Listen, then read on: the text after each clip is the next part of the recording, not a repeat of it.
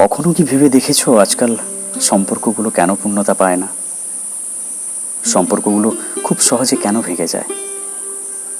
আজকাল মানুষ খুব সহজে বলে ফেলে আর ভালো লাগে না। কখনো বলে যে বেটার অপশন পেয়েছি, আবার কখনো বলে আগের মতো সেই কানেকশনটাই আর নেই।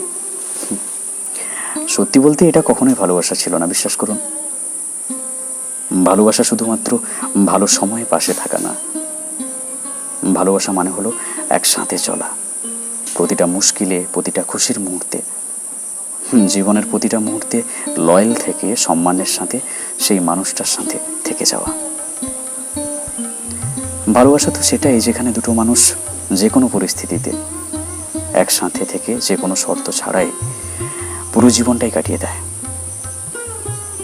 তুমি দুনিয়া ঘুরে দেখতে চাও, ঠিক আছে, কিন্তু পুরো দুনিয়া তন্ন তন্ন করে খুঁজলেও ভালোবাসা পাওয়া যাবে না।